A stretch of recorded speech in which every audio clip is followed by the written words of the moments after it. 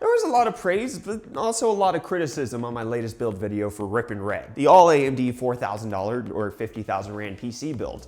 A lot of you seem to appreciate all of the hours that I put into filming that video, which means the world to me. I attempted to film something different that I hadn't done before, and you all were quick to notice and compliment. So thank you. But some of you have the weirdest things that you nitpick about, while others had some pretty legitimate statements to judge the build on. But before I address anything of what you guys had to say, I want to lay down the thought process behind the build. The main idea was to construct the best all AMD PC that I possibly could. But Brett, you already interrupt. You used 3 RX 580s. How could it be the best all AMD PC?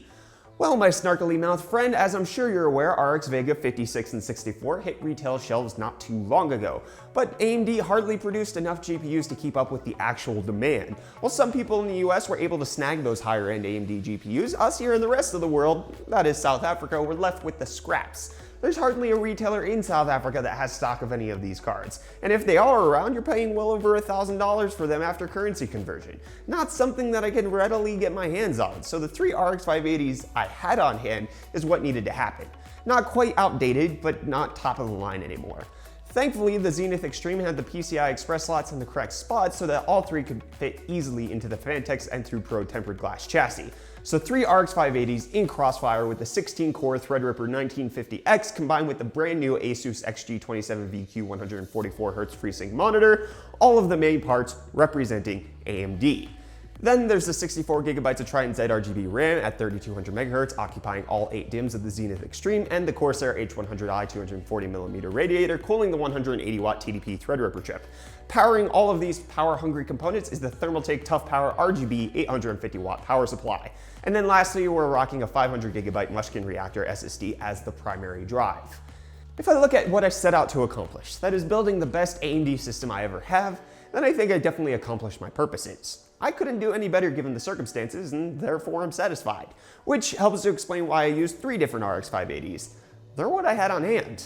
I understand everyone's desire that things should be coordinated and all of the GPUs should be the same, and I wouldn't say you're wrong, but from my angle, I'm okay with using mixed and matched pieces. I mean, I'm not too far from my days where I was buying different sets of RAM depending on what was on sale.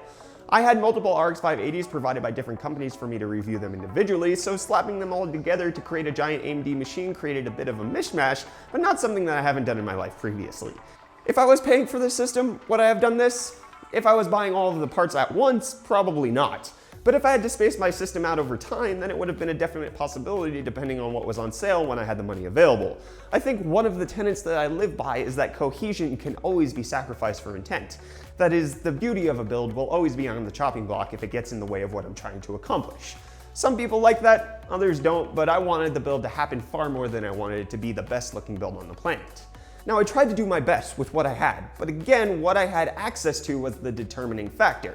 But at the same time, I could have also done a dual 1080 Ti SLI build just as easily as I did the 3 580s, as I have multiple 1080 Ti's in the office. But all AMD was the name of the build, so while it's weaker, it's the point that I wanted. Which I suppose let's delve right on into the performance of the 3 580s, because hey, I advertised it as a gaming build, much to the chagrin of many of you. So let's actually game on this thing. Which, you know what, before we look at the stats and all of that and all of the FPS numbers, let me just be real upfront with you. The title of the video was the Insane All AMD Build. And honestly, you'd have to be insane to recreate something like this. 308 Crossfire is just an absolute calamity if you're going for practicality. So it won't come right out and say that you shouldn't have a system with 3 GPUs, but let's be honest here. It's not the most beneficial thing you could spend your money on. Not only is Crossfire support for a lot of games just not optimized, some games won't recognize the third card at all, and then the ones that do are stuttery, jumpy, and just plain unplayable. It's cool for setting some synthetic benchmark records, but honestly was an absolute nightmare to actually get up and running properly. Sometimes the third card wouldn't be recognized in Windows at all by any utility, including games, including GPU-Z, no matter what we did, until we pulled the card out, put it back in, and rebooted. Consistency was completely sacrificed for having that third card in the system, that's for sure. So with that caveat, let's look at the scores. Keep in mind that the goal of the system, being all AMD, was to power the FreeSync ready ROG XG27VQ 144Hz 1080p monitor, so all benchmarks were run at 1080p. For 3D Mark's Time Spy, the synthetic scores were brilliant when we got all three cards to actually run, over 9,000 in GPU, over 10,000 in CPU, and then a final score that was also over 9,000. Now for games, Rise of the Tomb Raider utilized all three cards, ending with an average FPS of over 80 at the highest settings, but a low of only 1.19 FPS due to all the freaking micro stutter that continuously happened. For Ashes of the Singularity, again we have an 80 FPS average at the ultimate highest settings, but this time was achieved with only 2 cards. Hitman, running only 2 of the cards, had a horrific constant low of only half an FPS, with the average just over 65. Middle-earth Shadow of Mordor demonstrated that game maturity in the drivers is definitely a good thing. It utilized all 3 cards, had little stuttering, managed a low of only 73 FPS, and a respectable average of 153 at the highest settings. Deus Ex Mankind Divided was an absolute nightmare. Constantly crashing during most of our benchmark attempts, we finally got it to run with all 3 cards with a minimum of 43 FPS and an average of 77. Good numbers, but took us multiple hours to even get that set up to run. Metro Last Light, again only using 2 cards, slaps us with stutter and a minimum of 10 FPS for this older game and an average of 93. Tom Clancy's Wildlands only used 2 of the cards and gave us minimums of 41 and averages of 84, which isn't too bad at the highest settings. Temps during gaming were pretty rough as well, but not to the point where any of the cards thermal throttled, they just were suffering. The top XFX card managed to survive with an average temp of 73 during the testing. The middle Asus card had it the worst, with both the heat from the top and bottom cards smothering it and coming in with an average temp of 88C. The bottom Strix card fared the best, likely due to the 1 slot gap below it to the bottom of the chassis with an average of 67 degrees. For CPU temps, I don't know if it was BIOS immaturity or something that we personally screwed up somewhere, but any temp reporting utility in the BIOS or in Windows consistently showed the 1950X at impossibly low temps of only a few degrees C, with highs of around 20 to 25 C. Checking the CPU clocks indicated that there was no thermal downclocking happening, but yeah, the H100i definitely didn't give us massively sub-ambient temperatures. Overall, there were just too many bugs, hiccups, stumbling, and driver immaturity that really made this a difficult system to benchmark. Threadripper is a great platform for multiple GPUs with its 64 PCI Express lanes because each of the 3 cards can get full access to 16X lanes, and then you still have some left over for the rest of the system. But regardless of the beefiness of Threadripper's internals, it sucked in reality. Many of you wanted a single RX Vega GPU over the 3 580s, and that's definitely the wise thing to do. But again, supply and demand left us with this build of insanity. But it's not all bad news, honestly. Here's the perfect solution that I thought of for this machine. You keep all 3 cards in, but you make it a dual Crossfire setup only. You use 2 of the cards to play all your games, and you just use the 3rd one to continuously mine in the background with any real impact on your performance. You earn money all of the time while you play your games. Perfection. It's a multi-purpose build. Now, as far as CPU benchmarks for the 16-core 1950X, they were remarkable. With all RAM sticks fully loaded out and the CPU clocked to a full 4 GHz, I saw the highest scores in each of the tests that I've ever been able to manage. Geekbench 4 gave us a single core score of 4,361, with the multi-core managing 27,805 points, and Cinebench's 15's multi-core performance was 3,307, and single core came to 160.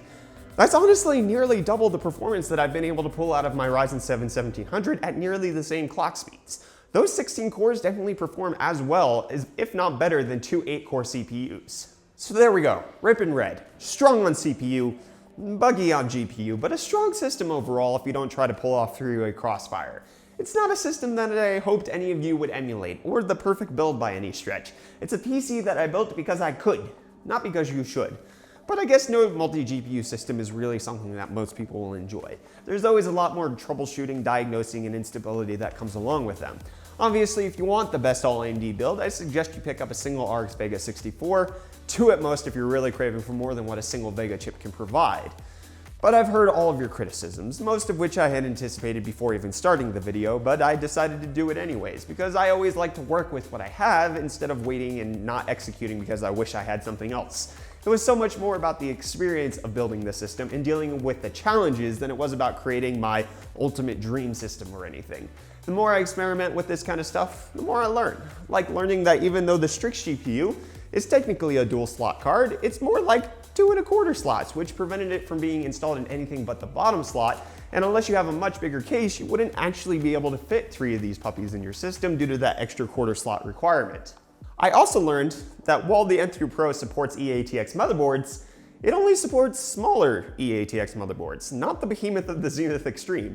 I tried to hide it as best as I could, but the motherboard is only secured with screws on the left side and one in the middle because the sheer girth of Asus's X399 motherboard causes it to lift up off of the right side, preventing you from fixing it down unless you want to flex the motherboard a lot.